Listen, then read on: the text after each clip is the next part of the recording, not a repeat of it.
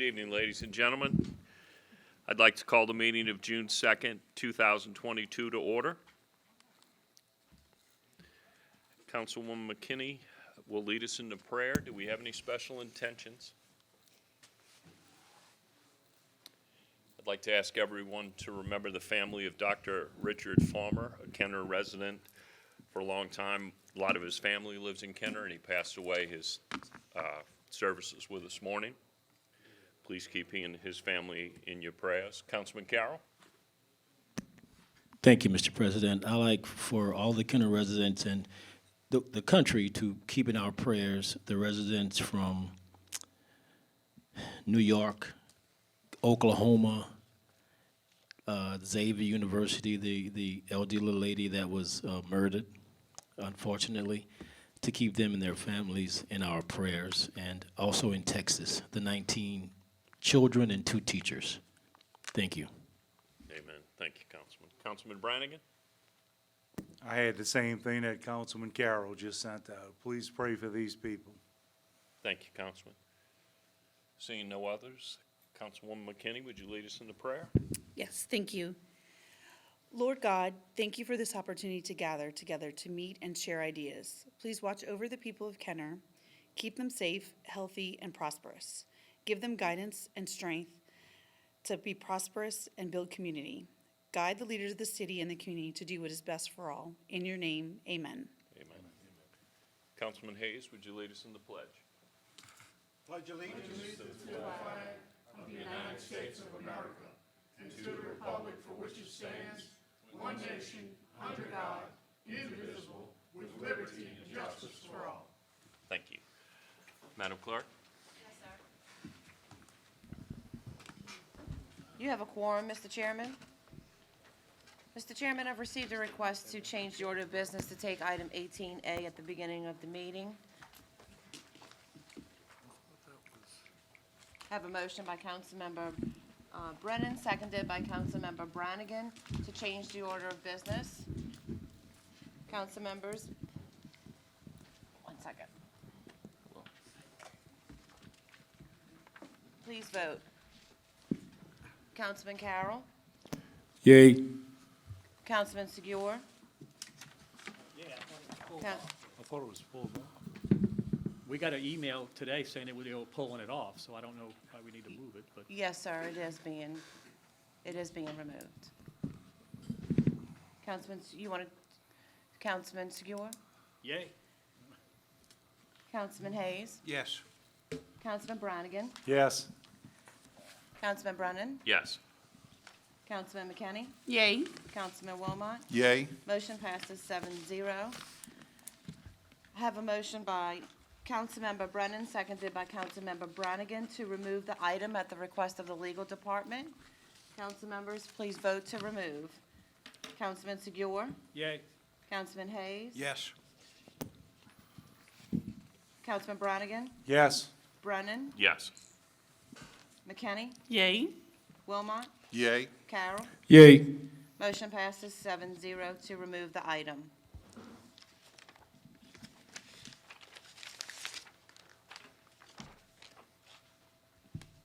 Do we have a report from the mayor's office, Ms. Foshee?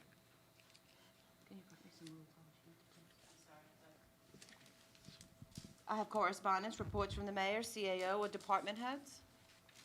We have none. Mr. Chairman, I've received a request to amend the agenda to add an item to the agenda, an item 16P. I have a motion by Councilmember Carroll, seconded by Councilmember Hayes, to amend the agenda to add item 16P, an ordinance authorizing a public hearing and approving the proposed fiscal year 2022 annual action plan of the Community Development Block Grant CDBG program and the Home Investment Partnership Program grant for the Community Development Department. Is there anyone in the audience wishing to come forward to object? Please come forward now. Mr. Brown? Richard Brown, Session Plan. I'm not sure if I want to object. What is this item? Is that microphone on, Mr. Brown? But now it is. Madam Clerk, what is that agenda item again. Ms. Shaw is going to make a presentation if you'd like to wait a moment, Mr. Brown. And also, is there, I mean, is this a resolution or motion or just a presentation? This is actually a motion to amend the agenda to add an ordinance and summary to the agenda. And Ms. Shaw is right behind you. She'd be glad to explain what the ordinance is and why we're adding it from the floor, Mr. Brown, if you Okay. want to let her speak, or Thank if you'd you. just like to. And Madam Clerk, if Yes, sir. President, you don't mind, I'd like to Yes. say that, I want to take the fault for this, for not facilitating this sooner with the ladies in the clerk office. So Ms. Shaw had submitted this to me over the weekend, and it just pretty much, I forgot. I made a mistake. So hopefully she will be able to explain. And Mr. Brown, I know how you are a stickler on this, and I appreciate that. She should be able to explain the legislation. Thank you. Good evening, Council. Mr. Brown, this is our annual action plan. Every year, the city of Kenner gets an allocation from the federal government, from HUD. They were late giving us the allocation, so that it caused a delay in us advertising. So we put it in the newspaper, and we're putting it on for first reading tonight, and there's a public hearing actually next week to discuss it. Ms. Shaw, Okay. would you repeat that into the microphone? Just so I'm it's- sorry. No, It- don't be sorry. It's good. It's just simply our annual action plan. We got the numbers late from HUD. We just received the allocation, and we had to advertise it in the newspaper, which we did. We're putting it on for first reading, and we're also doing a public hearing on next week, which we'll discuss the proposed action plan. Next council meeting. We'll discuss the proposed action plan, and I thank you. I think Mr. Brown doesn't have any objection anymore. Is that correct, Mr. Brown? Okay, thank you. Thank you, Ms. Shaw. Madam Clerk? Yes, sir. We're voting to amend the agenda to add item 16P to the agenda. Councilman Hayes, Yes. Brannigan, Yes. Brennan, Yes. McKinney, Yay. Wilmot, Yay. Carroll, Yay. Segura. Yay. Motion passes 7-0. Under the consent agenda, I have item 1, approval of minutes, the regular council meeting of May 20th, 2022. Item 2 is approval of alcoholic beverage permit applications. Item 3A is application number 2281-22. U-Haul to hold a public gathering on the October 8th, 2022, from 7 a.m. to 5 p.m. for the purpose of a family day at Lake Town Park, Kenner, Louisiana. Item 3B is application number 2282-22, First Baptist Church of Kenner to hold a public gathering on June 21st through the 23rd, 2022, from 8 a.m. to 3:30 p.m. for a vacation Bible school at 1313 Clay Street in Kenner, Louisiana. I have a motion by Councilmember Wilmot, seconded by Councilmember McKinney, to approve the consent agenda.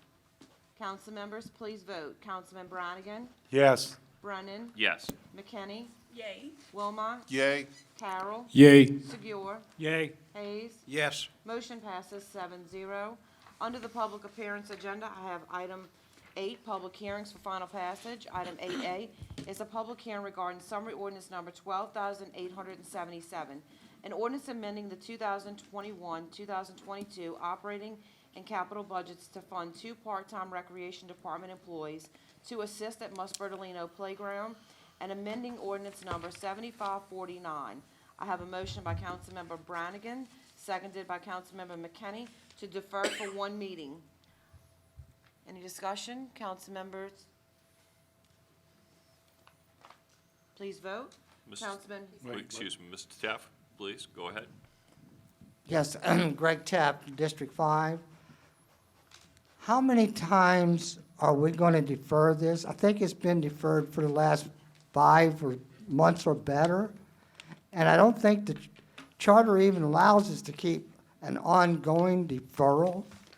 And I brought this up before, and we keep playing footsies with it, and I just wondered why.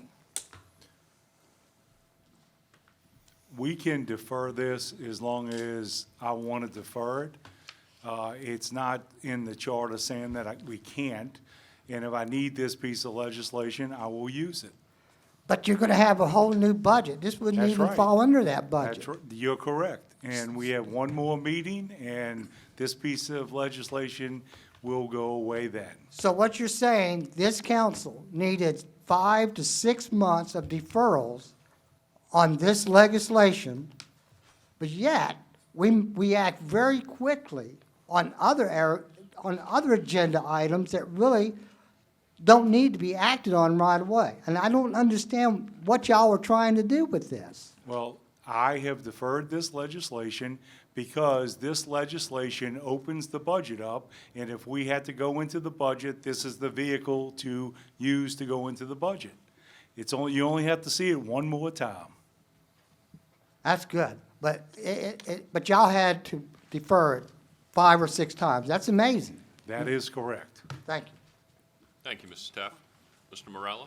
Al Morella, 4260 East Loyola Drive, 5th District, 50 years. I couldn't agree with Mr. Teff more, and I want to direct this to you, Councilman Brannigan.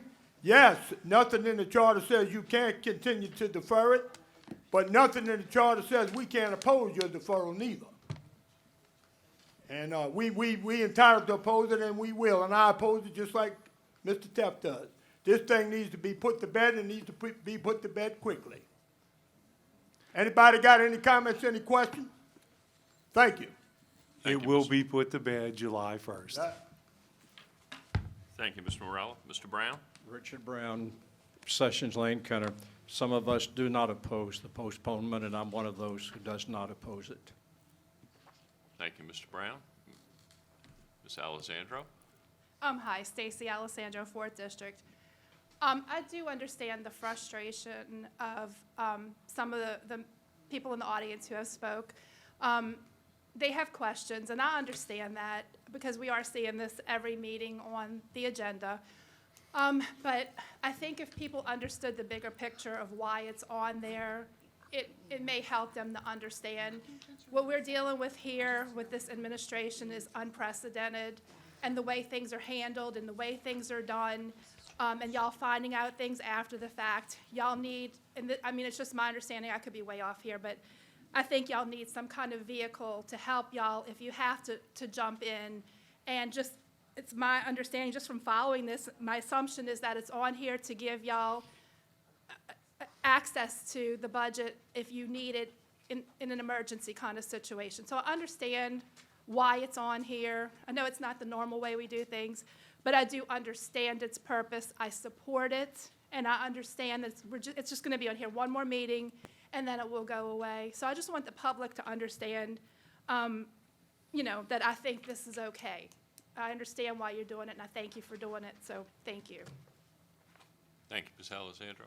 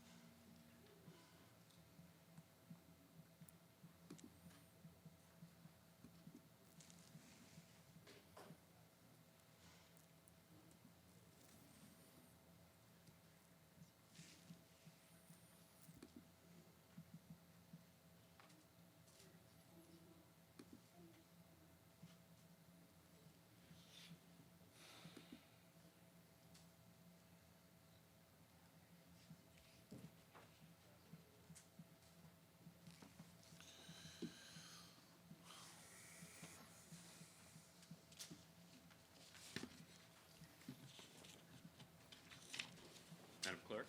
Sir. Okay, council members, could you please vote for one meeting deferral on item 8A? Councilman Brennan, Yes. McKinney? Yay. Wilmot? Yay.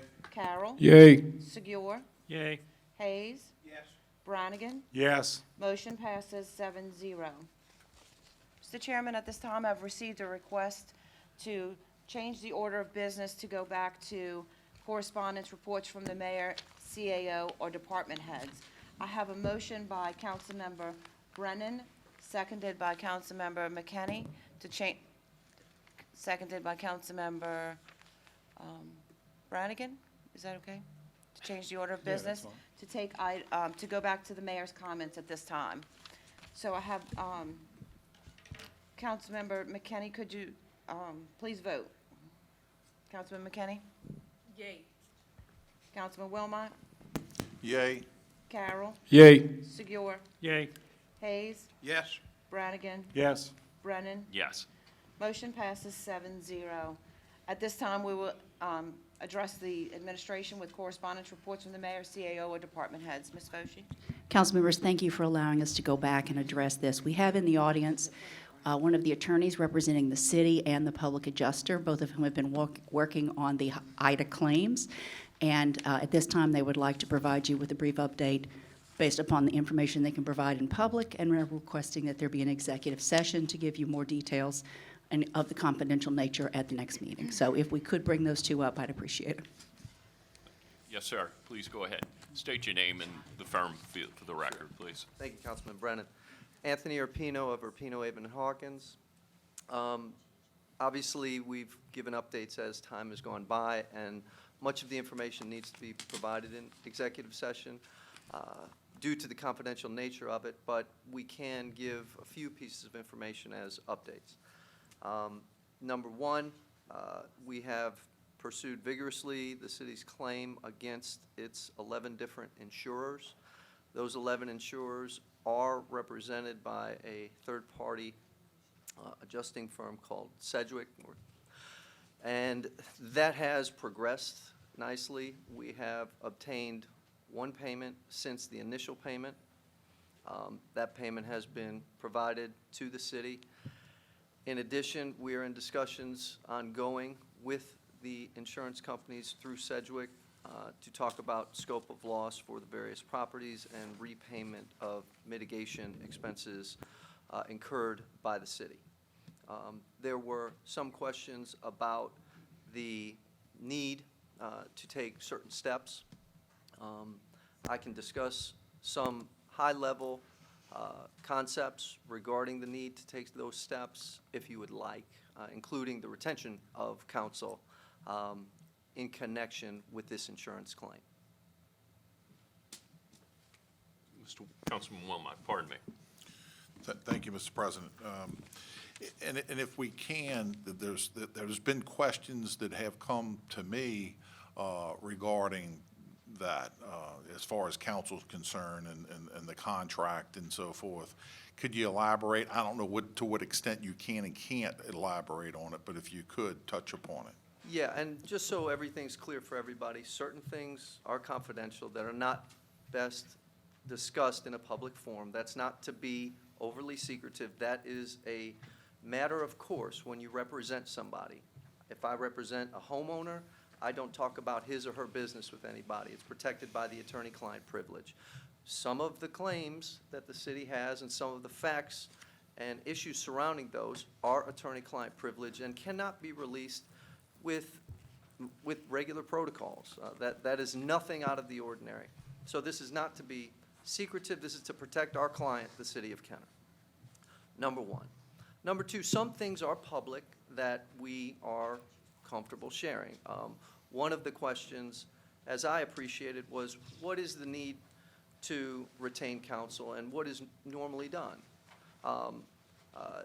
Normally, it is a pretty standard practice to retain counsel once a client has had difficulties obtaining insurance proceeds in connection with a particular matter, whether it's Hurricane Ida or another matter.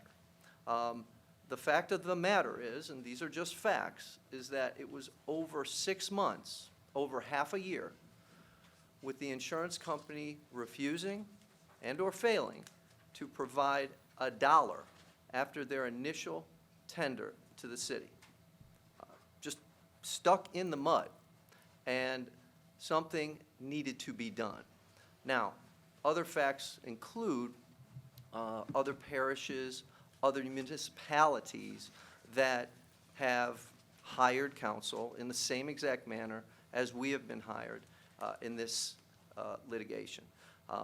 If you want, I can share some of those, like the Jefferson Parish School Board, like Grand Isle, like Lafitte, various entities, municipalities that have retained counsel under the same exact Attorney General approved contract that we entered into with Kenner.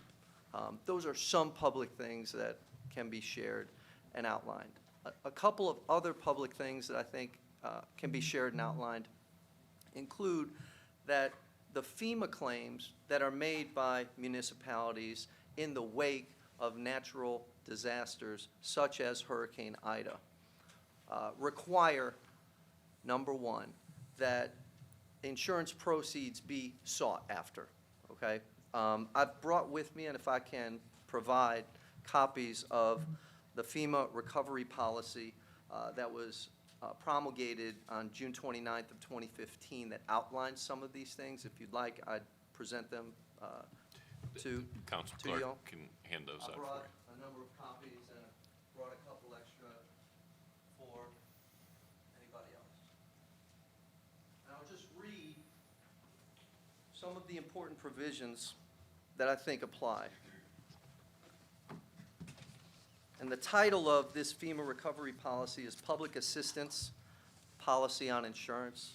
It was promulgated June 29th of 2015.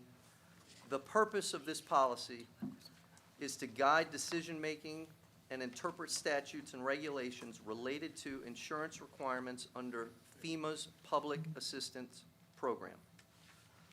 The scope of this is that it applies to major disasters declared on or after the date of publication of the policy. So major disasters that occur after June 29th of 2015.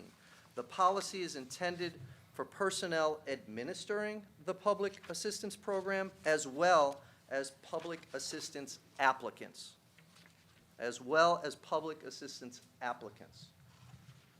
And if you turn to page 9, and we have this highlighted.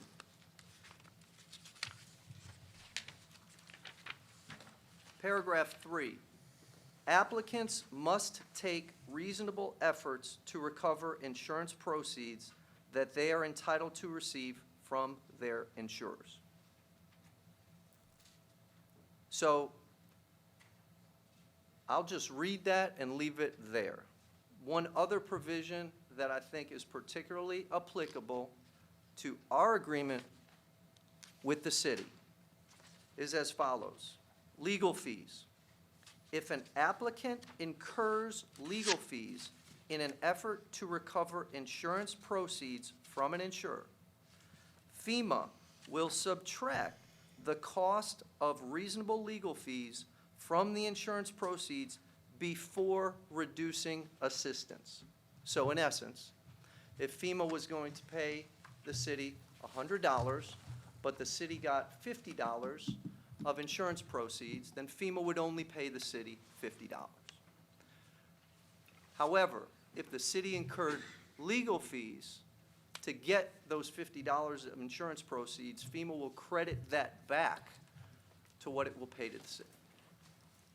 Does that make sense? So those are a few things I can share with you all.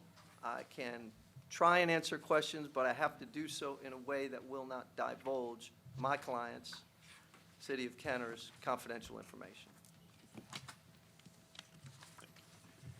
Councilman Brannigan? So the $100 number and the $50 payment is a very small number. What we're looking at is $100 million. we're told that, basically it's we have a $100 million claim, sitting out there. So that means that, based on the contract, 25 million's paid in attorney's fees. And I guess the question is, do you feel that, FEMA feels that as a reasonable compensation? It has in the past. Because And that's a lot of money. I understand, and I can't comment on quantum, but I can tell you, in the past, FEMA has found those fees to be reasonable compensation. The Attorney General has found those fees to be reasonable compensation in terms of those percentages. And those are the percentages that have been not only signed off by the Attorney General, but have been entered into by other municipalities in the region, both in connection with Hurricane Ida and with prior other hurricane events. Okay. Thank you, Councilman. My point is, this is nothing new, this is nothing different that has been done, and in fact, consistent with what the city has done previously, including in connection with Hurricane Zeta.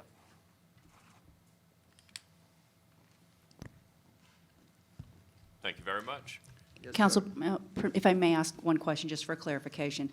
In addition to the FEMA offset, and I know I'm not asking specifically about our case, but in general, if there were such a delay that caused damage to the insured, would you also be able to make a claim on bad faith and recover attorney fees? Yes, Okay, so the FEMA offset is going to happen as a result of the fact that the fees are reasonable, but in addition, if it were determined that the delay by the insurer was in bad faith, the city may also be able to recover from the insurer the attorney's fees plus additional costs that I don't recall. There's some level of yes, there are two separate buckets there that could come into play, in theory, if there's a determination that the insurer has acted in bad faith. One is just flat-out penalties. Separate and apart from penalties, when a insured has to hire a lawyer and pay that lawyer, those fees, in theory, can be paid under the bad faith penalty statutes in Louisiana law. and that is information you can give us more about in executive session at the next meeting. Yes, ma'am. Thank you. Thank you. Wait. Thank you all. Councilman Wait. Brannigan? Yep. Yes, sir. You said that they have done this in the past. Yes. I would like an example of where it happened, not today. Yes, sir. But, maybe within the next week, if you could email me an example of a claim that hit and it was paid by FEMA. Yes, Okay. sir. And that, I think, is something that we can do publicly. right Okay, Yeah, good afternoon, Luis Estevez with Jansen Adjusters International. We actually worked with the Port of New Orleans during Katrina and ended up in litigation over about $100 million difference, and those fees were repaid under FEMA. 100% by FEMA? I think there was 90-10 match in that point, and there was no bad faith. It was just some issues with some of the second-level adjusters. Okay. But they were paid in the great majority. I think it's 90-10 was a match at that time. So it does depend a little bit on that matching. But yes, and that's something you can verify with the Passport Authority Director or even the current one. And we were involved in that as well. We were brought in after about a year when the claim was not getting paid by the attorneys. It's a little bit of difference. We started here first, and the attorney showed up afterwards because the insurance company, even though they were promising payment, they were not making it. That's what's happening here in Kenner. But back then, it was a whole different issue and scope. And Jefferson Parish had the same thing. City of New Orleans and their library claim after Katrina, which we also handled, they were paid back, not on legal fees, but on adjusting fees. So it has happened quite a bit as late, and that's locally. I can tell you the last one that I had was Port Authority in Puerto Rico, and they were just agreed on repayment on all legal fees and estimating fees. So that Well, claim was, And I'm happy to hear that because basically questions that I've gotten from constituents and people saying, wow, you know, if we have a $100 million claim, we're paying $25 million in attorney's fees, and that cuts what we can rebuild or how we can rebuild based on having a 25% reduction. But even if it ended up being a 90-10, we still $2.5 million out, but. okay, if I may correct that statement without going into numbers, the available policy limits are $100 million. Okay. The claim is not $100 million. How much is the claim? That's, Next week? Next week? yes, sir. Okay. Yeah, I think it's prudent at least to not have certain numbers floating around and people talk and then things balloon and people get the wrong impression or certain levels of expectation get set. It is correct that with, you know, prudence, the city took out significant insurance.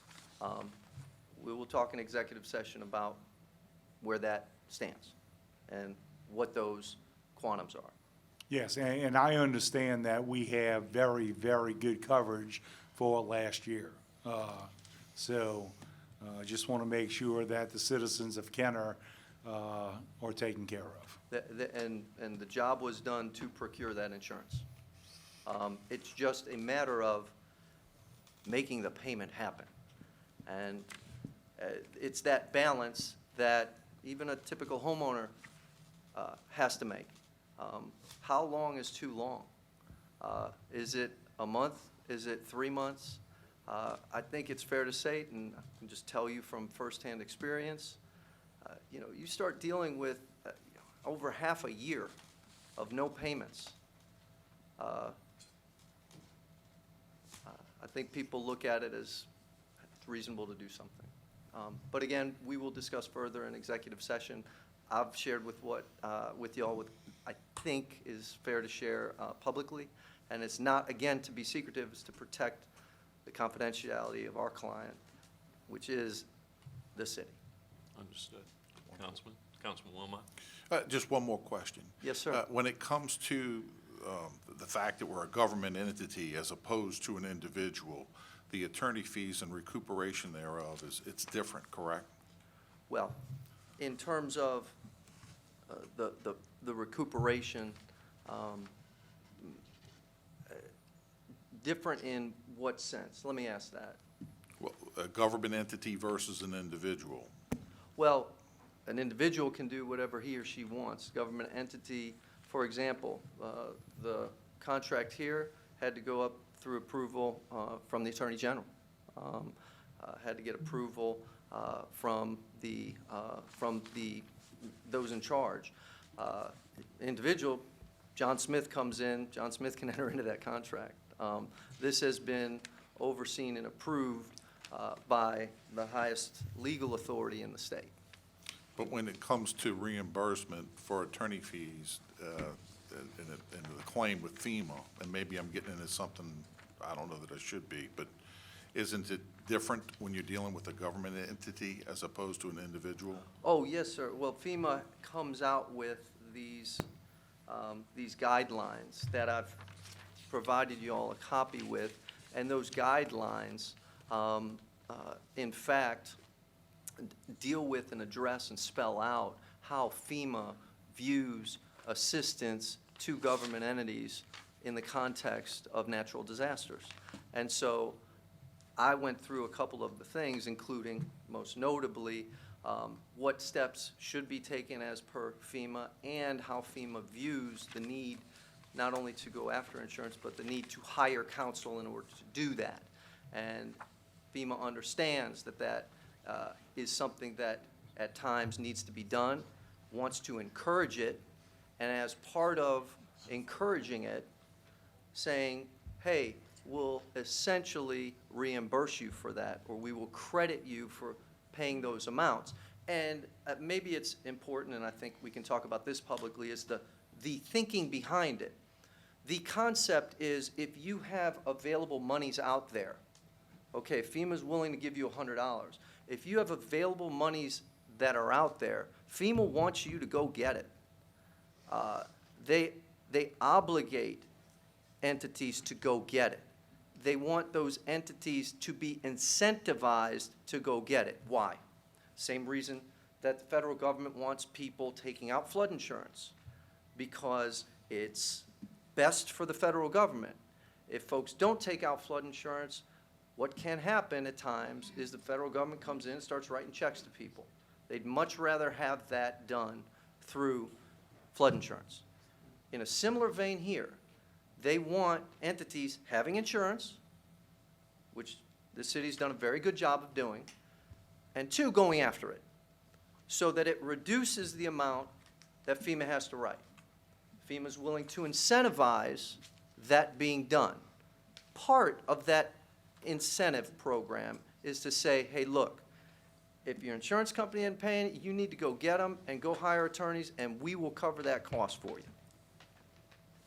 And Thank so you. that is very different. Thank you for the explanation. Thank you. Yes, sir. That's all. Thank you. Thank you. Madam Clerk? Yes, sir. Ms. Alessandro, do you have a comment? Yes, sir, I do. So I'm very interested to hear that the insurance company would only give us $10 million, and that was it, not a penny more. And so now, as they said, they're not acting in good faith. That's the first I've heard of that. I don't know if anybody else has heard of that, but now it's on the record that our insurers are not acting in good faith, apparently. So then what the gentleman said is that FEMA says that applicants must make reasonable efforts to recover all their insurance proceeds. I understand that. And I understand the reasoning why, which he just explained. But what I don't understand is how we just got $5 million. We have another $30 million payment from the insurance company, as I understand, any day now. So that $35 million, 25% of that is $8,750,000. So if we're recently recovering $35 million from our insurance company, and our contract obligates us to pay the lawyers $8,750,000 of that, and they were just hired 7 weeks ago, how is that reasonable on any planet? And then with the $90 million that's still on the table, and just the buildings A, B, and C are complete total losses right off the bat. Everybody agrees. We had Calderera's report. There's a high likelihood we're going to get our policy limits. So if we get the other $90,000, that payment balloons up to $22 million. How is that going to be seen as reasonable? All of these things that they're saying FEMA's going to reimburse us, I understand if it's reasonable, but now this is all just, we're hoping this is going to happen. So my questions would be, and then also this particular contract, you know, they said it went all the way up. It had to go through the administration, the mayor, and then it had to be approved by the attorney general. Was our specific contract reviewed by the attorney general and got their approval? I don't know, but I'd like to know. Or is it just this is the fee structure the attorney general has already approved for all insurance issues, and it's just the standard? Like, did our contract get special approval from the attorney general? But my last question, and my last comment, is comparing the Port of Orleans with their, claim went from, say, 30 million to over 100 million because attorneys got involved. That's not comparing apples to apples. We have a policy limit. Ours is not going to be able to balloon from 100 million, which is our policy limit, to 10 million because other people got involved, or.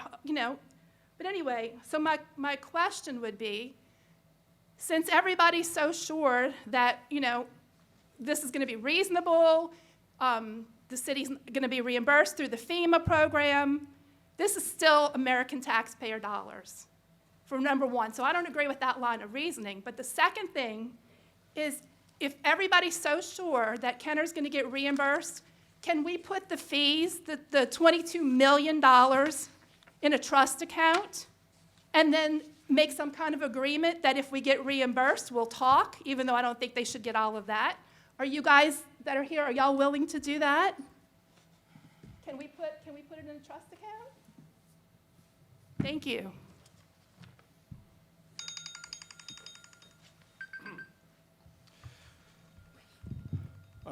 Richard Brown, Sessions Lane in District 4. I have some of the same concerns and questions that Ms. Alessandro had. And the first one I picked up on was the statement that the Attorney General approved this contract. I'm not aware of that, and I've seen what purports to be a copy of the contract. There's no place for the Attorney General to approve it. If he has approved, or someone in his office has approved this contract, I would like to see that approval letter. I think the Attorney General has maybe approved a fee structure, but I question the statement that the Attorney General has approved this contract. I question that. In fact, I'll go so far as to say I don't believe that. I don't believe it's been submitted to the Attorney General for approval.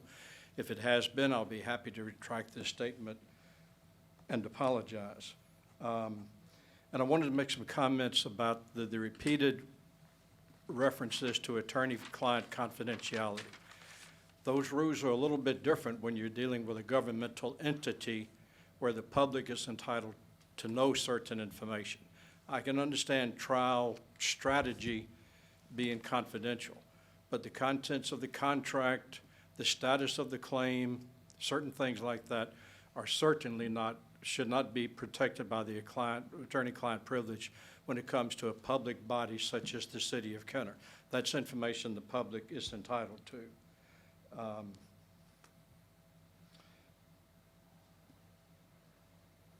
I'm really curious to know what claims have been submitted to the insurance companies, when were they submitted, and by whom were they submitted? By whom, I mean by our city attorney, by the mayor, by these attorneys, by some other attorneys. I would like to know when they were submitted and by whom they were submitted and the amounts they were submitted for. And just, I wanted to be clear on one other point, that if we pay, just for the sake of using the common figures, if we recover the full $100 million worth of insurance coverage, the attorneys would be entitled to $25 million out of that. But even assuming, for the sake of argument, that FEMA will reimburse or authorize or offset a reasonable recovery, it's my understanding, and I would like to be corrected if I'm wrong, that FEMA will determine what is reasonable. FEMA may feel like $25 million is unreasonable and may only want to award a portion of that. And the second part of this question, which is my last one,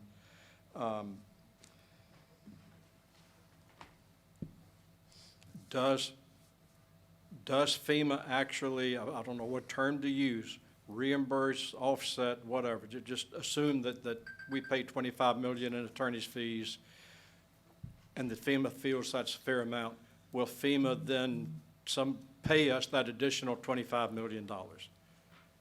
Some of the language that was used, I just did not understand. I hope the council explores that. Thank you. Thank you, Mr. Brown. Yes, sir. Item 9 is ordinances for the sale, purchase, transfer, lease, and/or alienation of immovable property. We have none. Item 10 is opening of bids. We have none. Item 11 is reclassification of zoning for final passage. We have none. Item 12 is other ordinances for final passage. We have none. Item 13 is resolutions and motions by council members. Item 13A is a resolution selecting the New Orleans Advocate as the official journal for the city of Kenner for the fiscal year of 2022 through 2023. I have a motion by Councilmember McKinney, seconded by Councilmember Wilmot. Any discussion? Seeing none, council members, please vote. Councilman Wilmot, Yay. Carroll, Yay. Segura, Yay. Hayes, Yes. Brannigan, Yes. Brennan, Yes. McKinney. Yay. Motion passes 7-0. Item 14 is items removed from the consent agenda. I have none. Item 15 is acceptance of contracts and similar matters approved by the mayor. Item 15A is summary ordinance number 12,982. An ordinance approving amendment number 2 to the Cooperative Endeavor Agreement with South Central Planning and Development Commission Incorporated for residential and commercial building, electrical, plumbing, and mechanical inspections within the city of Kenner to increase the agreement amount by an additional $100,000 and extend the current term to September 30th, 2022.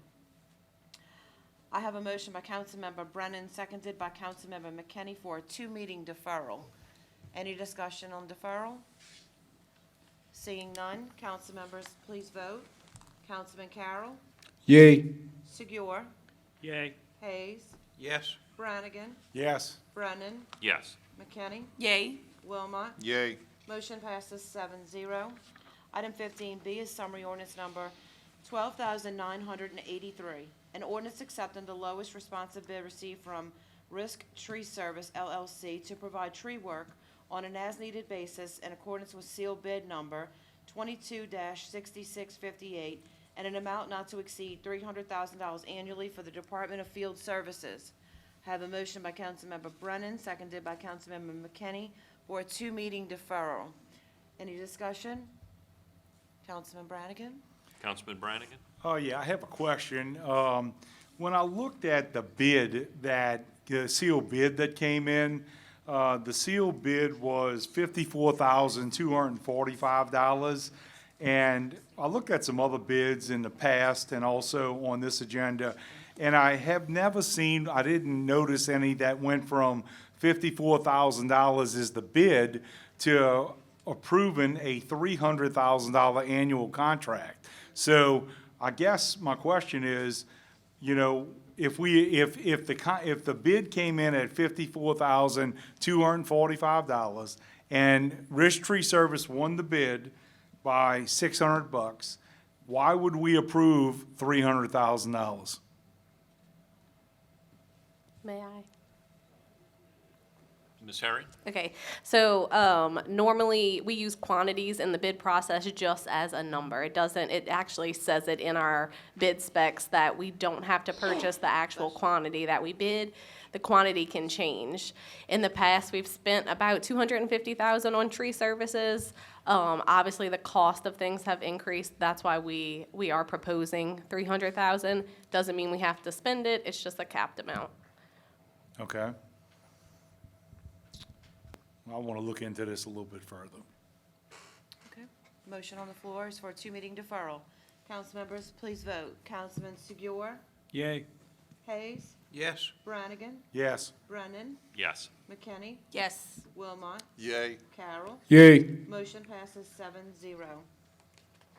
Item 15C is summary ordinance number 12,984.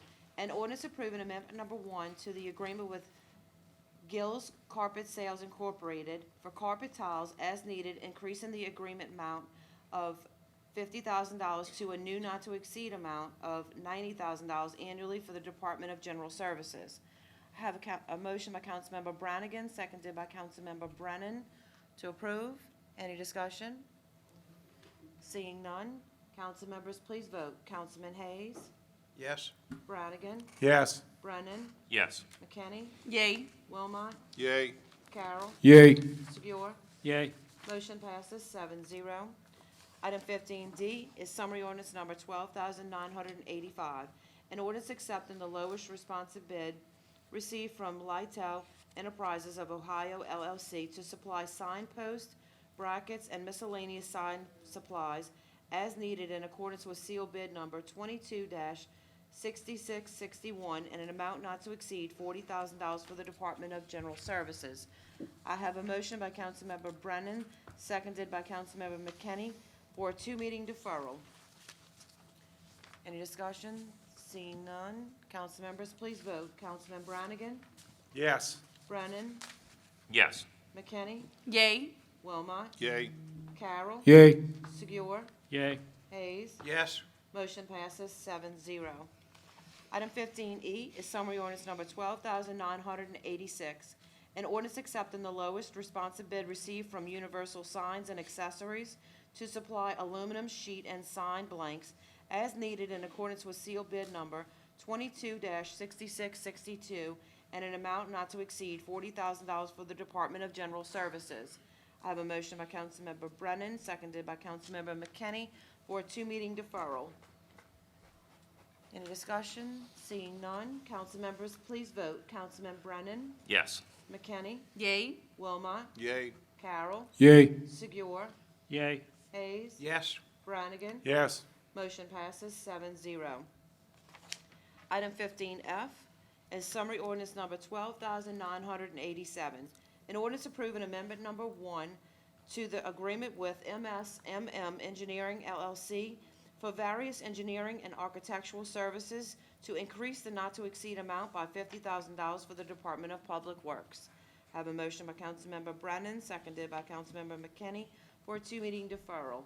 Any discussion? Seeing none, council members, please vote. Councilman McKinney? Yay. Wilmot? Yay. Carroll? Yay. Segur? Yay. Hayes? Yes. Brannigan? Yes. Brennan? Yes. Motion passes 7-0. Item 15G is summary ordinance number 12,988. An ordinance approving an engineering agreement with MSMM Engineering LLC to provide professional engineering services associated with the wastewater treatment plant number 3, WWTP number 3, clarifiers 1 through 4 rehabilitation project for the amount not to exceed $358,262 for the Department of Public Works. I have a motion by Councilmember Brennan, seconded by Councilmember McKinney for a two-meeting deferral. Council members, please vote. Councilman Wilmot? Yay. Carroll? Yay. Segur? Yay. Hayes? Yes. Brannigan? Yes. Brennan? Yes. McKinney? Yay. Motion passes 7-0. Item 15H is summary ordinance number 12,989. An ordinance approving an engineering agreement with Shred Kirkendall and Associates Incorporated to provide professional engineering services associated with the Chateau Transfer Station improvements project for the amount not to exceed $312,984 for the Department of Public Works. I have a motion by Councilmember Brennan, seconded by Councilmember McKinney for a two-meeting deferral. Councilman Brannigan? Oh, yes, this is in my district, and speaking with some other people with the problems that we're having at this transfer station, where you have 12 lines emptying into one spot. It's been going on for years, so we're doing a little bit more research on this, and that's why we're deferring this for two meetings. It is just the engineering piece to put the puzzle together, and we want to make sure we have it right. Thank you, Councilman. Madam Clerk? Yes, sir. Council members, please vote. Councilman Carroll? Yay. Segur? Yay. Hayes? Yes. Brannigan? Yes. Brennan? Yes. McKinney? Yay. Wilmot? Yay. Motion passes 7-0. Item 15I is summary ordinance number 12,990. An ordinance ratifying the emergency repair of 4 MGD lift station pumps numbers 2 and 3 by Fluid Process and Pumps LLC in the amount of $160,259 for the Department of Wastewater. I have a motion by Councilmember Hayes, seconded by Councilmember Carroll. Any discussion? Councilman Brannigan? I'm just trying to find out when this work was done and if it's complete. Mr. Franklin, or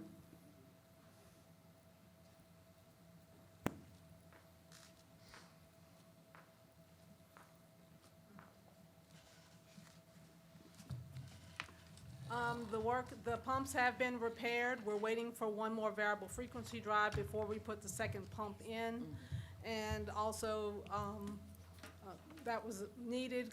All of District 5 goes to that lift station, and North and South District 4 discharges through that station. So, Okay. yeah, it was done. Thank you. You're welcome. Thank you.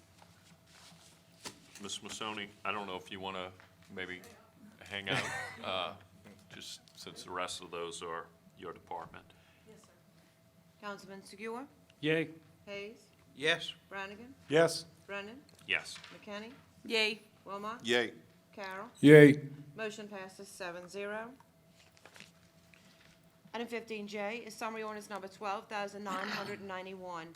An ordinance ratifying the emergency repair of 4 MGD lift station motor number 2 by Precision PSI LLC in the amount of $19,294.97 for the Department of Wastewater.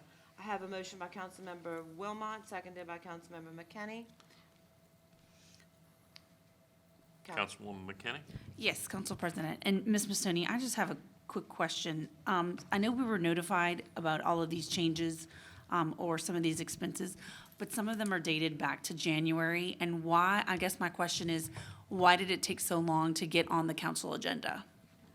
We wanted to wait because of the delivery times and the repair times, they've increased. So when we go out to do an emergency purchase, it could take 6 months, 8 months, 10 months, up to a year for the new, either new pumps or the repaired pumps to get done because of delivery costs to the manufacturers and to the vendors. So that's why we wanted to make sure that before we brought it to the council, that it was still the same price as the estimate and what the final price would be before we brought it to the council, and to make sure that everything was correct and no added cost or any issues had occurred. Okay, thank you. And has this work been done?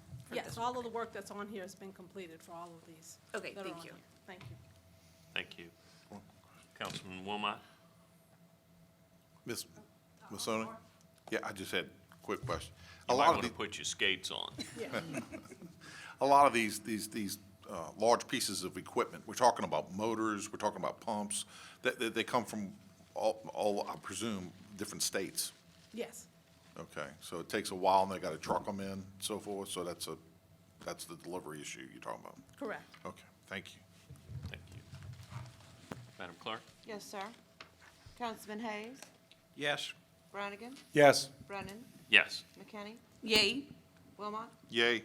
Carroll, Yay. Segura. Yay. Motion passes 7-0. Item 15K is summary ordinance number 12,992.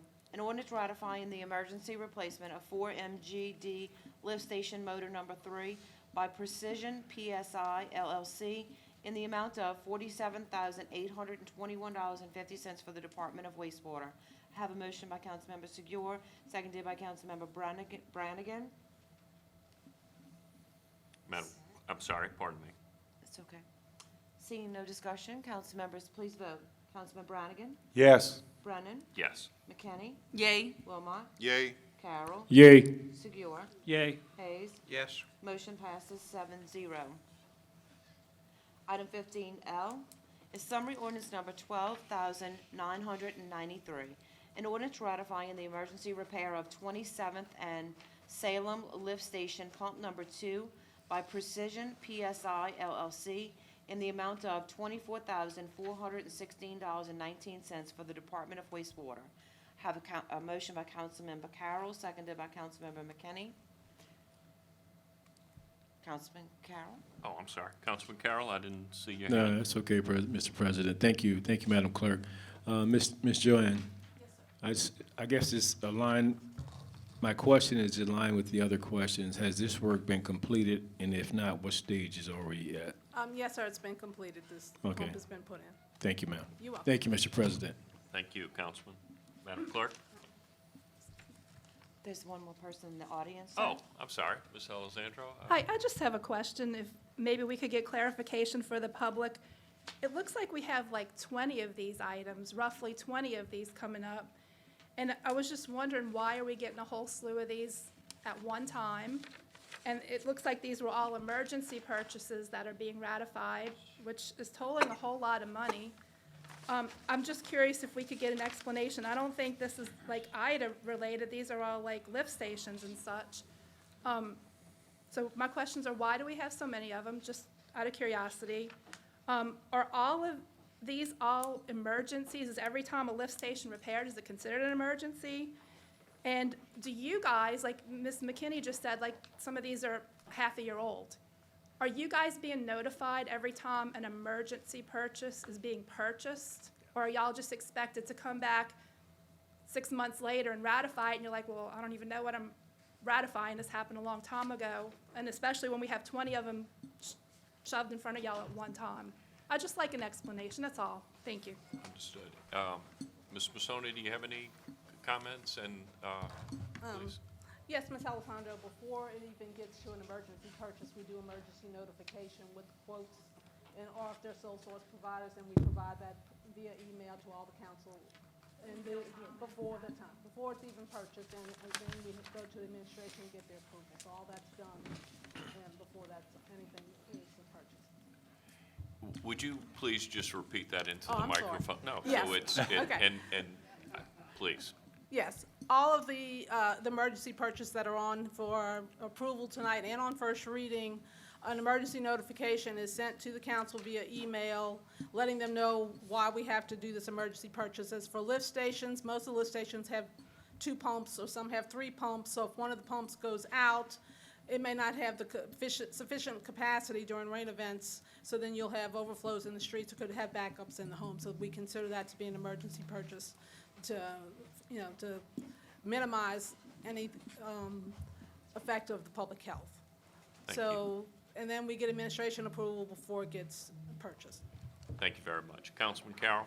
Thank you, Mr. President. And Ms. Alessandro, just to confirm what Ms. Joe said, that yes, I've since my tenure on the council, and not only for the public, the wastewater, but General Services sometimes has, if I can remember correctly, an emergency purchases, and they always let us know about an emergency purchase and give us the cost and as it relates to why we're doing it. So yes. Both of those departments, to my memory, have always done it. Thank you. Thank you, Mr. President. Thanks for that clarification, Councilman. Yes. Councilman Wilmot? Thank you, Mr. President. And I want to just chime in too, Councilman Carroll. We do get those notices, and it's very important, of course, to keep everything working and operational because it's safety issues and so forth and sanitary reasons. We need to keep all those things functional, and they do. Our department does a bang-up job. So, thank you, Joanne. Thank you, Councilman. Madam Clerk? Yes, sir. Council members, please vote. Councilman Brennan? Yes. McKinney? Yay. Wilmot? Yay. Carroll? Yay. Segur? Yay. Hayes? Yes. Brannigan? Yes. Motion passes 7-0. Item 15M is summary ordinance number 12,994.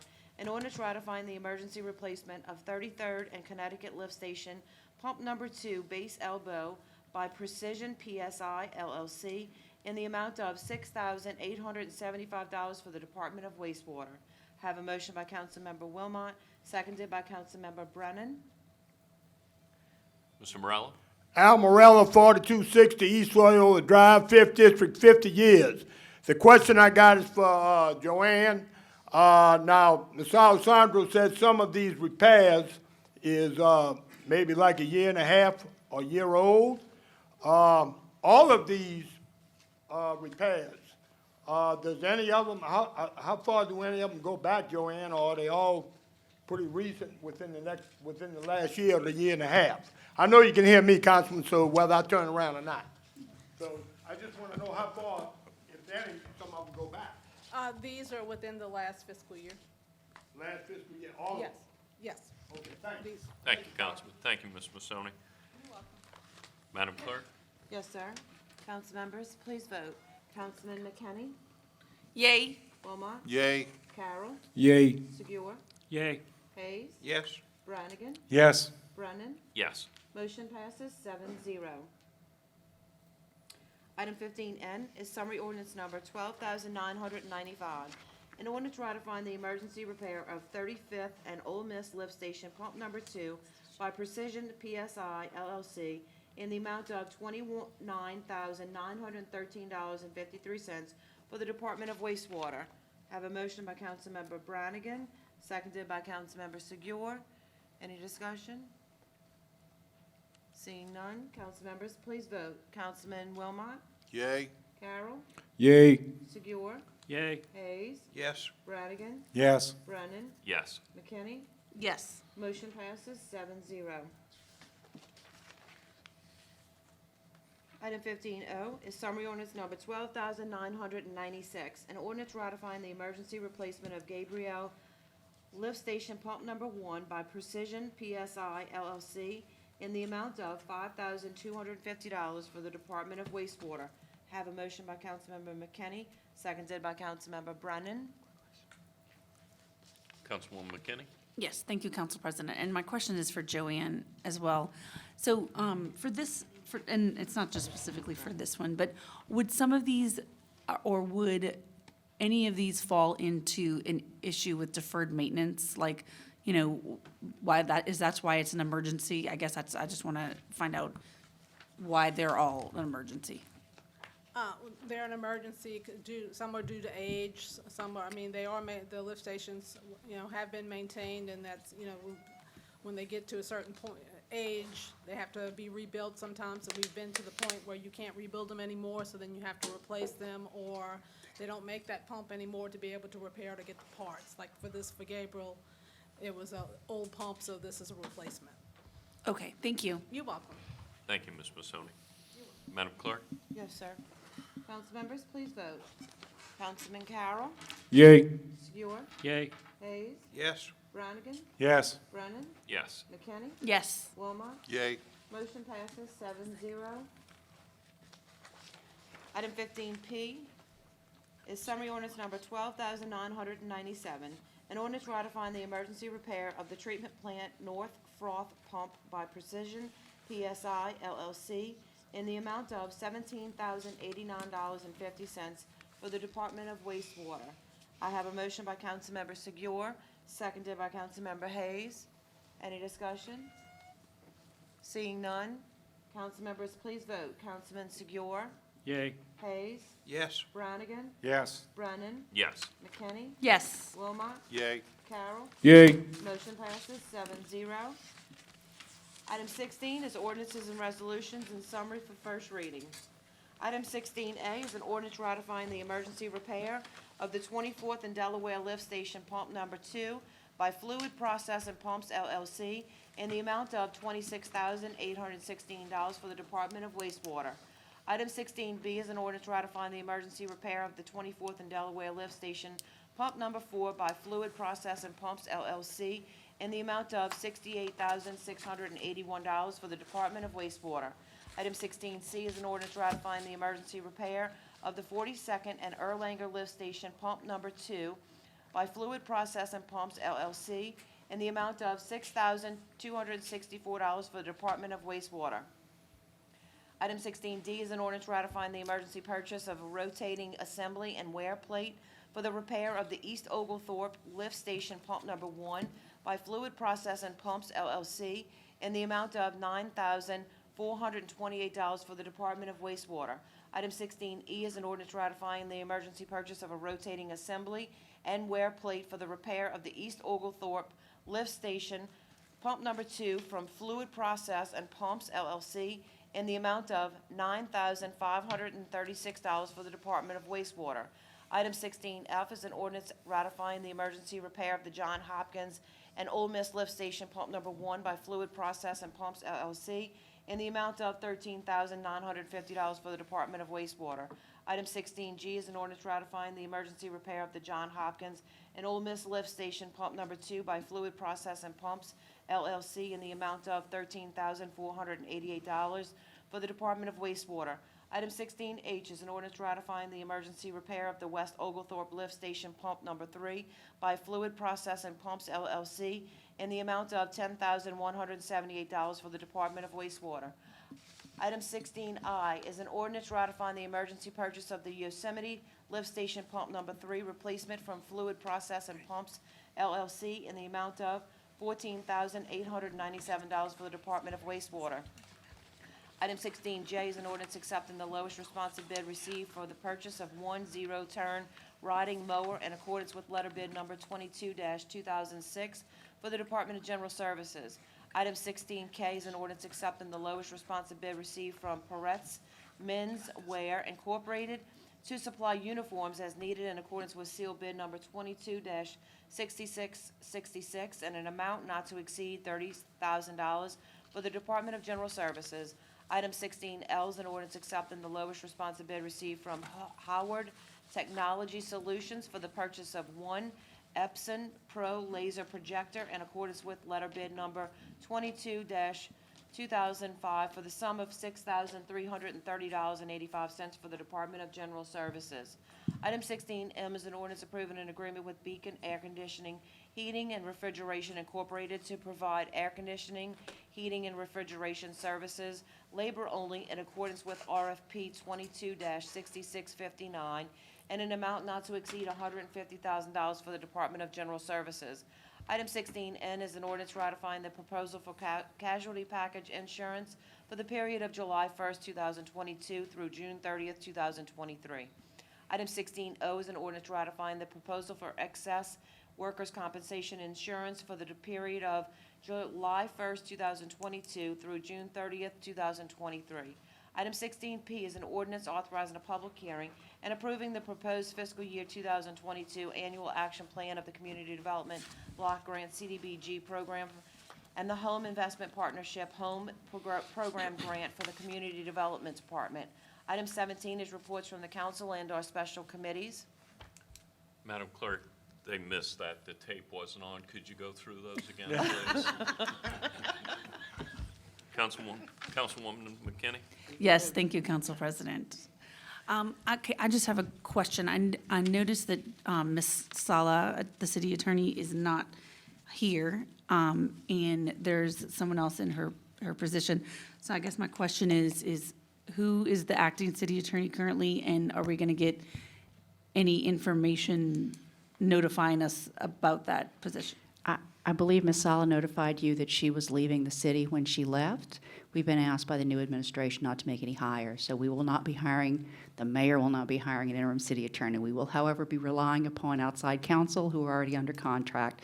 So as you know, this young lady is from the Shahardy Sherman firm, which is under contract with the city. So we will rely upon outside counsel for the remaining 3 weeks that we're in office. That does not, again, in compliance with the request of the new administration and behaving in a reasonable fashion, we're not going to hire a new lawyer for 3 weeks. I hope that's okay. Councilman Hayes? We have received information from Councilman Impastato, Dominic's office, that the work to repair the Kenner boat launch is currently being advertised, and bids are going to be received by July the 7th. So that's good news for a lot of people. Thank you, Councilman. Councilman Carroll?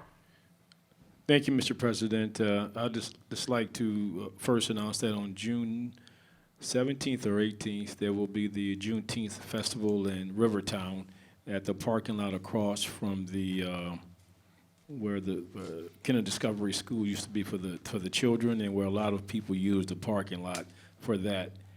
Also, two announcements that I failed to mention early on in our meeting, asking for prayers for individuals, and I'll be remiss if I don't mention it, and there's never a wrong time or a late time to ask for your prayers and support. And those two individuals, the first one is Mr. Dorian Price, a young man in the prime of his life.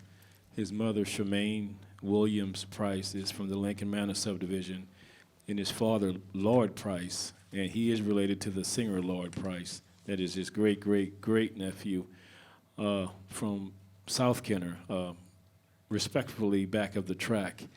And Dorian, young man, early 30s, prime of his life, succumbed to leukemia.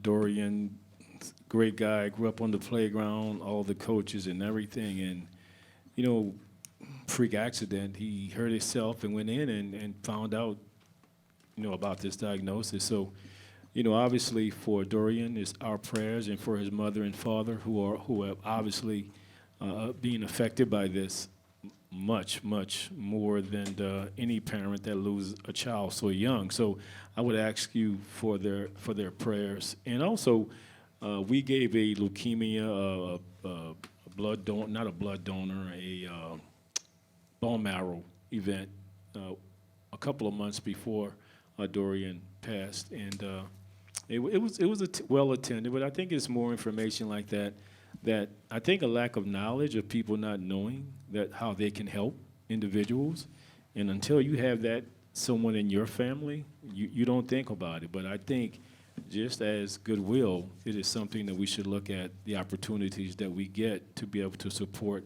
not only our family members but our community. The second person is a former classmate of mine. He actually worked for the city of Kenner for many years, Mr. Jesse Chairs from the Lincoln Manor subdivision. Jesse and I, he was a Lincoln Manor Tiger, I'm a Buddy Lawson Trojan, competed against each other, played together at Bountiful High School baseball, and Jesse was a manager in the city of Kenner Public Works Department for many years. And, you know, Jesse has gone on to glory as well. So his father, Mr. Chairs, and if anybody knew Mr. Chairs, is big, lovable, but big voice, big person who loved the Kenner Recreation Department with all of his might and coached for over 30, 40 years. So he one of the facilities at the Lincoln Manor is named after Mr. Chair. So for Dorian, for Jesse, ask for your prayers. Thank you, Mr. President. Thank you, Councilman. Madam Clerk? Yes, sir. Item 18 is new business. It was taken at the beginning of the meeting. Item 19 is unfinished business and or motions to reconsider or remove from a tabled position. We have none. Item 20 is persons wishing to address the council on special subject matters. Thank you. Mr. Morello? Al Morella, 4260 East Loyola Drive, 5th District, 50 years. First, I want to say let's keep the mayor's mother in our prayers. She had an emergency medical issue, and from what I was told, and I want to express my appreciation to Councilman Segura for hosting our Veterans Day ceremony on the 26th. Now, I want to talk about some issues that was discussed in here at the last meeting. And one Sidney Torres, who took this podium and tried to give a presentation as the 4 investigative reports that was done on Fox 8. A line of questioning going back and forth between the council and the administration during the election cycle. I told Mr. Torres when y'all went into executive session that I was very disappointed in his presentation. He offered nothing to counter those investigative reports, those serious charges, allegations that Mr. Zurich had documentation showing that the citizens of Kenner was overcharged on solid waste collection in this city and other issues concerning the former deputy CAO of the city who had an email address with IV Waste, which led me to believe, who did he work for? Did he work for the city of Kenner or did he work for IV Waste? None of this was spoken about by Mr. Torres. All he could offer was that there's an audit in progress right now. I'm even more disappointed in the council for not directing the line of questioning to Mr. Torres that they directed toward the administration throughout this whole thing. Instead, y'all even gave him job well done. Y'all even gave him some praise, which I don't have any problem with that. But none of this was even discussed. No questions was asked. And one more thing before I close it out, I want to talk about the misuse of city resources in 2020 and 2021, which was another investigative report on WWL. Now, I want to direct this to you, Councilwoman McKinney. You are the chairperson of a committee that was formed to investigate waste, fraud, and abuse in awarding contracts, misuse of taxpayer money by the administration. Are you not ahead of that? You the chair of that committee?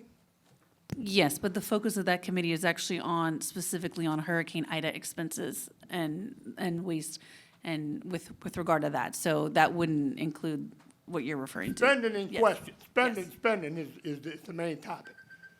I'd like to know why this little junket to hold in Louisiana in 2020 and 2021 was never mentioned in all this line of questioning that went on for 3 months during the election cycle. Why it was never asked, Mr. it was Morella. never brought up Mr. Morella. to the administration. Mr. Morella, your time is up, sir. Okay. Mr. Anybody Morella. got any comments, any Thank you, sir. questions? Thank you. Pastor Cockerham?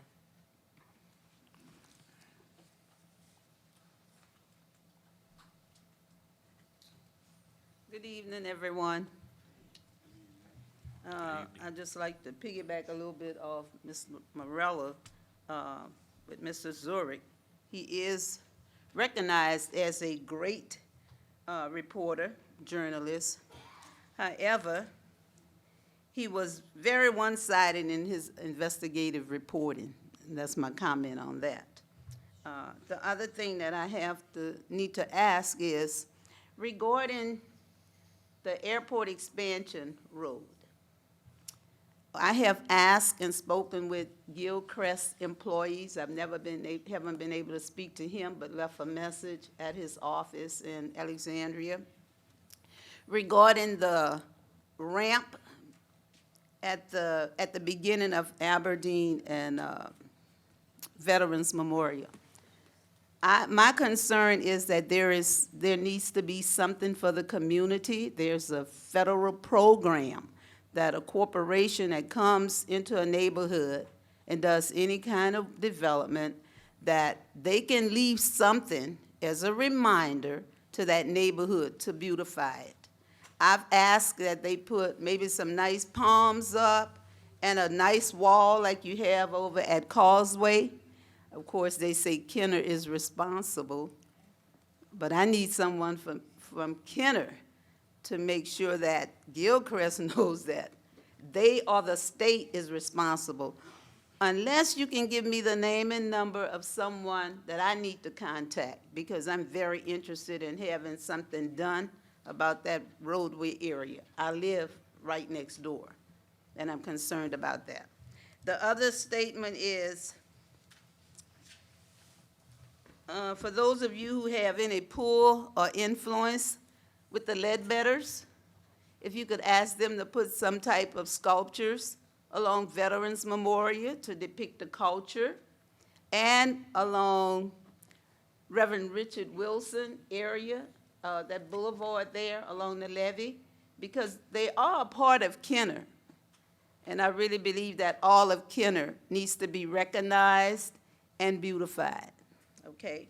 The other one is that I've made several requests, even one as late as today, regarding the palm tree that's hanging over on Veterans Boulevard between Bessemer and Decatur Street. It's obstructing the traffic. It's an accident waiting to happen. I wish you would acknowledge that, and at least speak with someone about getting those 3 things done, or give me the number and name of the person I need to contact.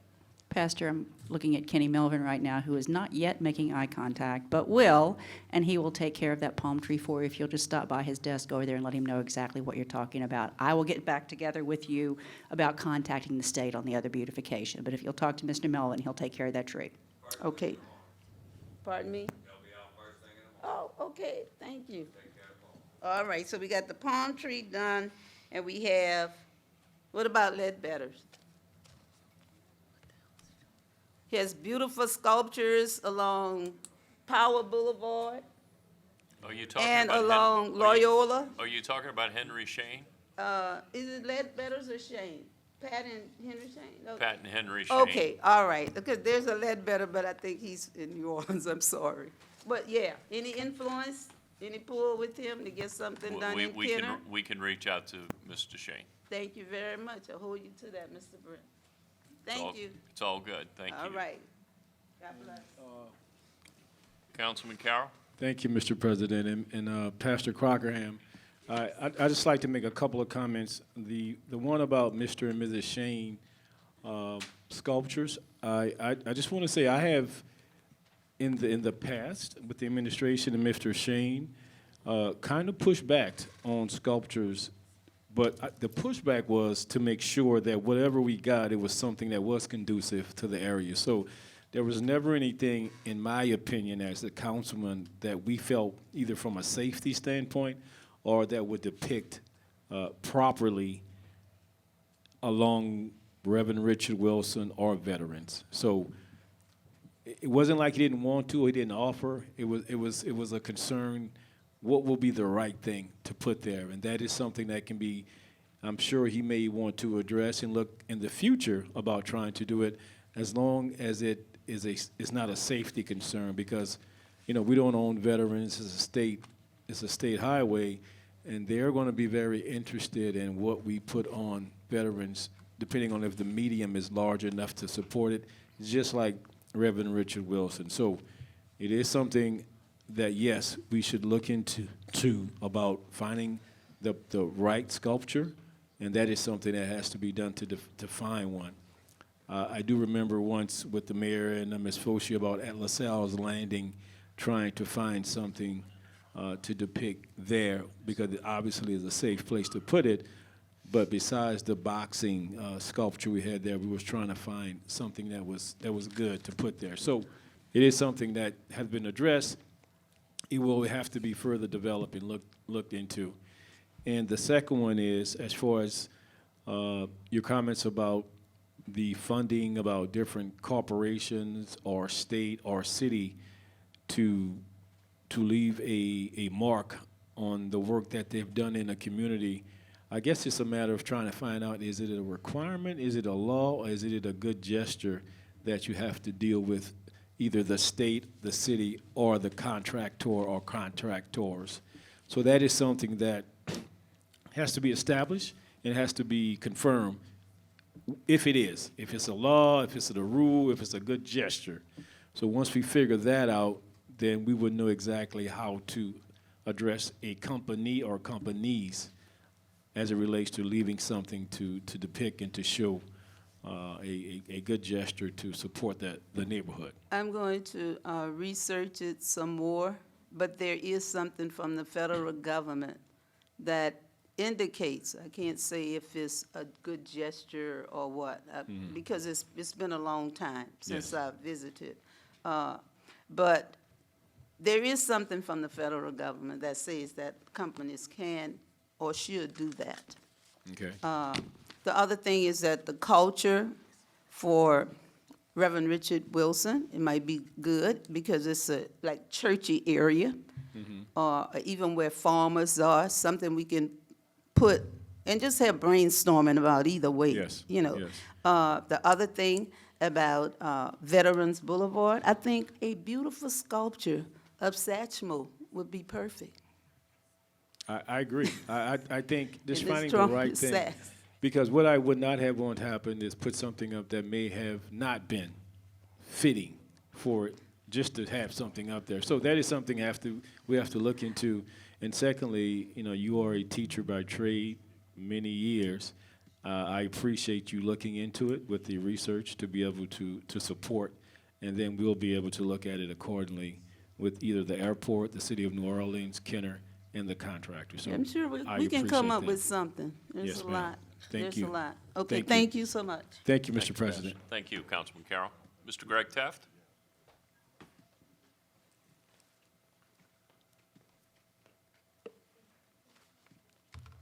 Greg Taft, 5th District. I had a question tonight for the city attorney, and I just found out that she's not going to be here. But I was wondering if anybody knew if we had received that opinion yet regarding the authority of the council. As of yesterday, we had not. You had not, okay. And then my other comment, with all due respect to Ms. McKinney, I don't know why you're worried if they're going to get an attorney anyway, because y'all have not followed that attorney's opinion since she was here. Y'all have made your own opinions, and y'all decided what y'all thought the thing was and didn't really pay her much attention. So with all due respect, I don't know why it would be a concern since, as is pointed out, we only got less than a month. Anyway, that's all I have. Thank you. Mr. Taft, to your point about the city attorney, I can't speak for every council member, but Ms. Sal and I had conversations usually weekly, if not more than once a week.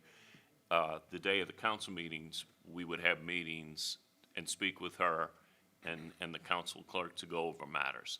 So I don't think we didn't take her advice. Maybe I'm phrasing it wrong. I just know that when she gave her opinion, Wilmot or Brannigan would say, no, we don't, or Christie as well would say, well, no, we don't agree with that opinion. And you know, that's what I'm referring to. And to me, and I'm sorry, I'm just a citizen. I'm nobody in this council. But all I know is I used to think and have respect that whatever that city attorney said that we was to follow, that's what we followed. And part of the reason we did that, as I thought, and of course, you know, my thinking isn't always right, but when that attorney gives their opinion, what that does, it sets it up so that we, or you as the council and the city, is protected by that opinion because the attorney gave that opinion. And if we follow that opinion, then we're doing the right thing.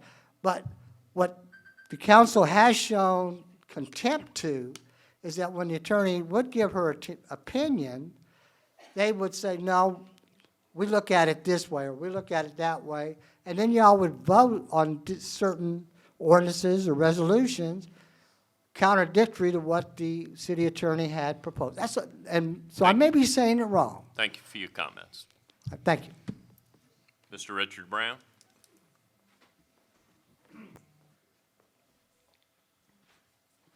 Thank you, Mr. President. Richard Brown, District 4. Two different topics here. First off, I wanted to follow up just briefly on my comments earlier about the contract with the law firm for the recovery of the Hurricane Ida damages. And I stated that I would, Ms. Fauché, that this question may be for you, if you can wait 1 second. But if you don't walk like that again, please. I think she was trying to run from me. No, Deborah and I are friends. I had said that I would like to know what claims were submitted by the city, when were they submitted, and by whom. And when I say claims, I mean whether it's a claim, proof of loss, request for payment, or whatever. And Ms. Fauché, is it possible to get that information? Sure.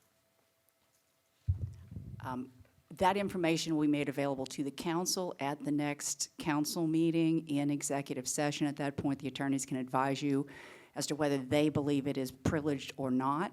At that point, Mr. Brown, if the council decides to produce it, it's up to them. If the council decides not to, then we will be able to come out of executive session and explain to you the reasons for that. Thank you, Ms. Fauché. The other topic I want to address is to follow up on something that I believe Al Morella touched on, and that's the garbage disposal, specifically the recycling. I was one of the ones who went on the tour of the recycling facility about 3 weeks ago. C&W Recycling on St. George Avenue in Harahan at the foot of the Huey P. Long Bridge. They do the recycling for about 5 trash companies in the area: Metro Disposal, Richards Disposal, Ramelli, the one that's based in Kenner. I can't think of its name right now, and I think for River Birch. And we watched the way they sort the recycling from the time the recycling truck dumps it on the warehouse floor until it goes through the process and comes out and ultimately gets bale, compressed into bales of the different types of plastics and paper, et cetera. And each bale is about the size of these white tables here with the tablecloths. There's absolutely no excuse for a large percentage of our recycling to be taken to the landfill, where the citizens are paying a monthly fee for the recycling, which isn't happening, and also paying the tipping fee or the dumping fee. The public may not know that the tipping fee is the fee for dumping the garbage at the landfill. So when our recycling doesn't get recycled but gets taken to the landfill, we're paying twice. We're paying for recycling that's not happening, and we're paying the fee to take it to the dump and dispose of it as garbage. We have seen this process. There's no reason that a large percentage of it is actually, and when I say a large percentage, I mean over half of it, according to IV Waste, is having to go to the landfill. We were told that when Ramelli was handling it, Kenner had about the cleanest recycling that they processed, that the citizens of Kenner know how to recycle, know what is recycling, and most importantly, we were told that one contaminated pizza will not cause a whole truckload to have to be diverted.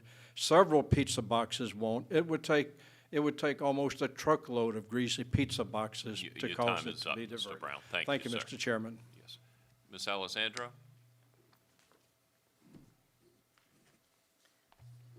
Hello. So, yes, regarding recycling, all I have to say right now on that is because I have limited time. This issue's not going to go away. It's just because we don't have enough time to devote in our little 3 minutes. But please know this is super on the radar of the good government groups, and we will be communicating with you guys outside of this. You know, we'll send you emails and such. This is a huge deal. So just wanted to say that. Regarding the Duncan Canal, I'm super unhappy about that. It appears that a pile cap was left on the bridge, which caused the hump. Nobody, y'all had a town hall meeting with all the engineers and inspectors and architects and all of them in this room. Nobody could tell us why that hump was there. It took a citizen or two to figure it out. We've been saying it all along on social media, if y'all follow it, what the problem was, but nobody here could tell us. And now all of a sudden this bridge we paid, what, $12 million, $15 million for, has now a hole cut out of it. The fabric that's supposed to stretch the span of it provides some integrity to the structure, has now been cut, and now we have a patch job. We didn't pay for this. The citizens paid for a brand new bridge. We suffered through over 3 years of this inconvenience. And now, because there was a breakdown somewhere, I don't know if it was the architect, the engineer, the monitor, the construction company, Hard Rock, or a combination of all of that, huge breakdown, and now we're stuck with a bridge with a big patch in the middle. Is this okay? It is not okay. It is not okay, and I don't know what the solution is, but I know somebody can figure it out. But this is not what we paid for. And the last thing is regarding this contract, which I hope maybe we'll have a much bigger discussion on with the Hurricane Ida. Two things, and I'll try to be as quick as possible. The contract calls for on paragraph 5, reporting. If requested by Kenner, firm shall submit a monthly progress report to the city attorney. The contract says it's only if it's requested. Ms. Fauché, have we requested that? We've Ms. not Fauché, needed to before- because Excuse me, Ms. Fauché, before you answer, go finish your Yes, sir. questions, please. Okay, so Ms. Fauché, that'll be a question.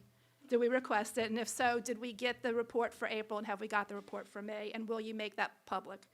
And then the other thing is that the contract also calls for the Kenner agrees to reimburse. Kenner agrees to pay all costs and expenses in connection with the firm's handling of this matter. And there's a whole paragraph listing what that may be. And one of those is expert fees. And to me, I would like to know what kind of experts have been hired, because Jansen, who was the first expert we hired, we're paying them $5 million. And then I understand that we hired, another expert was hired, and that's kind of buried in this contract. I mean, how much are we paying a second and third expert if the first one was $5 million if we recover the full amount, 5%? Thank you, Ms. Alessandro. Ms. Fauché? So the reports are going from the law firm to the city attorney more often than once a month. So the answer of, are we getting them monthly? We're pretty much getting them weekly based upon the updates we're getting. I think we've probably had more than one update meeting per month as well. I think we've had 2 in the last 2 or 3 weeks. So the answer is yes, they're in compliance with that portion of the contract. Will we produce them? No, they're attorney-client privilege at this point. However, the council can discuss that with the legal counsel can discuss that with the city council at the executive session next time. You guys can make a decision about how you want to proceed on that. And what was the other one, Ms. Stacy? The other experts, okay, the one expert I'm aware of has to do with windows, which was not under the original contract with Janssen, and they've identified a substantial amount of additional damage, particularly to the police building, the police administrative building, because there's something, and I'm going to sound so dumb because I'm not an engineer, but something to do with the pressure on the seals of the windows and the damage caused to the pressure on the seals of the windows. It's not something that's actually obvious to the naked eye. So they've tested all of those and identified in that building and others the windows that need to be completely replaced. So that's the answer to that. If you would allow, there's a couple of comments I'd like to clarify from earlier when Ms. Alessandra spoke to, because I don't want you to leave with a misimpression. A and B you're correct, A and B have been determined to be complete losses, but C is still an issue because the first floor is still usable. It's the second, third, and fourth floor on C, building C, that are, the ones that are pretty much wrecked at this point. So I don't know that to say that there's universal agreement that C is a total, I don't think that's accurate. Vis-a-vis the question about bad faith, I think I was very careful, Mr. Pino was very careful in the wording that we used talking about that. So neither of us were saying that we know for a fact at this point that our insurers have acted in bad faith. What we were talking about is if that turned out to be the case, would attorney's fees be recovered? But I don't want you to leave here saying that we agree that there absolutely positively is a determination of bad faith, because I don't believe that's been made yet. And I think there was one other, the form of the contract.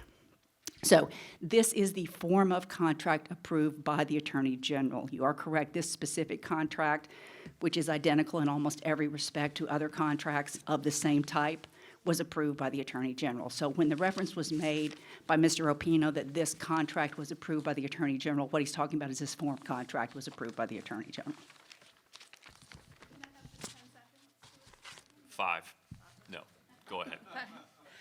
Thank you for clarifying, but words have meanings, and I sat here and I heard exactly what I heard. I will, though, go back and listen to every word that was spoken in this council meeting, and if I misheard something, I apologize, but I'm pretty sure I heard something different, but I could be wrong, but I will listen. Thank you. Well, if I misspoke, I apologize. What I'm telling you now is the information.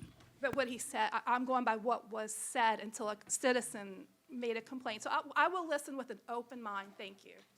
Thank you. Thank you, Ms. Foshee. Councilman Wilmot? Thank you, Mr. President. I just wanted to make a comment. Mr. Teff made comment earlier regarding Joyce Sala, our former interim city attorney. I just want to make the comment. I really think highly of her. I think she did a good job while she was here. She started off, I want to say it's about 3.5 years ago, working as a staff attorney, and she worked her way up. Then she ended up being the interim city attorney at that. While I was council president, she and I worked together very well. We got a lot accomplished, I thought, and should be missed. Thank you. Thank you, Councilman. Councilman Carroll? Yes, Mr. President. There's one of our residents from District 1 that did not sign the book, but if everyone has completed, I'd like her to go last so she can come up and have her allotted time to address a certain situation. No one else on the No one list, else. Councilman? So, Ms. Clark, could you come up to the microphone, please? Thank you. And I'll just let Ms. Clark, you only get 3 minutes, so introduce your name and your street and your concerns for the 3 minutes. And if I need to fill any holes in, I will follow you. So thank you. My name is Elizabeth Clark. Can y'all hear me? Yes. My name is Elizabeth Clark. My address is 427 Duncan, Kenner, 762. And my concern is I've been complaining about my street and the streets in my community along Lloyd Price and Duncan for the past 4 years. And I know Councilman Carroll was only one person, but in my community, it's a sense of benign and neglect. It's only so much Councilman Carroll can do. He need all of y'all up here to give the go-ahead for our community, for our streets to be repaired. I mean, it's sad. We living in Kenner, but when I drive back here, I see repavement, I see resurfacing. I don't see the neglect I see in District 1. He cannot authorize this. All of y'all have to be, and y'all have public works right down the street from my house. And y'all are very aware of these raggedy streets y'all wouldn't want in y'all neighborhoods, and y'all wouldn't have to walk on. I mean, my people been here enslaved, and we don't get nothing in our community. All of the tax money diverts out of District 1, and it's sad. We have the airport, the river, and the railroad. None of this tax money trickles into our neighborhood. Again, I need my street fixed, and I need to know, are y'all gonna help Councilman Carroll get his time for my street to be refixed along with other streets in the neighborhood? So that is the end of what I have to say. Thank you. Thank you, Ms. Clark. And, Thank you for your comments. Ms. Clark, don't leave. I'm going to address your particular street, Duncan Street, and this was a subject that our Public Works person, Mr. Kenny Melvin, we addressed it at the last meeting about having the contract let, having it assessed, having it signed, and it had gone to the mayor's office to be signed. And it's been over a month, almost 2 months, and I haven't received any information about it being signed so the company can start. So the mayor isn't here because I asked him specifically to look into that, to make sure that it gets signed so we can start the work. Because you're correct, it's one of the oldest streets in the city of Kenner. Your family and many other people have been there a long time. There are some safety concerns. So, Ms. Fauché, you were not here last week. The mayor was here. I specifically asked, I said, it has been on your desk or has been in the process for over a month, and it still is not signed. So I'm asking again if you could look into that, because Mr. Melvin has confirmed that his part of it is over. It's on, and this needs to be signed. If you could do that for us, I would appreciate that. I'll be happy to look into it, Councilman. Thank you. So, Ms. Clark, we have Ms. Fauché on her words as well.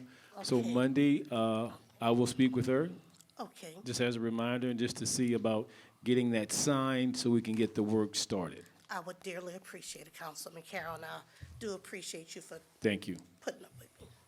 Thank you for coming to the meeting. Thank you. Thank you. Thank you, thank you, Mr. President. You got it. Councilman Brannigan? Oh, yes.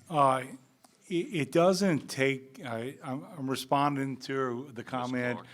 What? Ms. Clark? Ms. Clark, I'm responding to the comment that we all have to work together, and we do work together, but when it comes to street repairs, it's a district deal, and each one of the districts gets money from the Treasure Chest Casino, an equal amount, to be able to do capital improvements.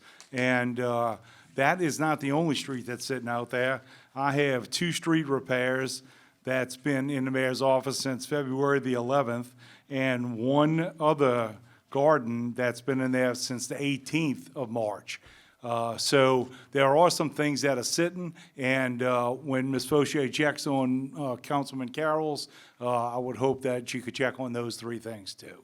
But it's a situation where we are, the 5 council districts, not including the at-large councilman, receive money from the Treasure Chest Casino. It's an equal amount. It doesn't matter where you live in the city. It's by district, split by 5. So, and that's what goes into our capital accounts to be able to offset some of the cost to fixing roads and things like that.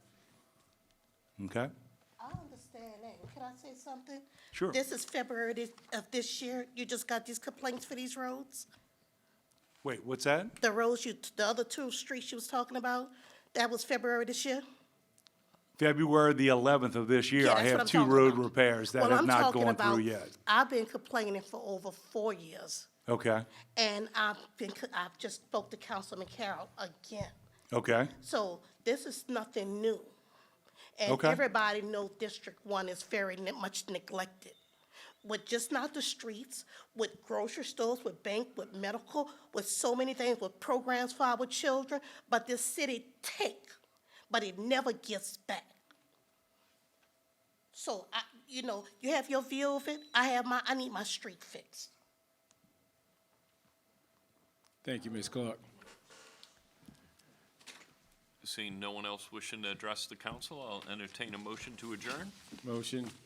Second.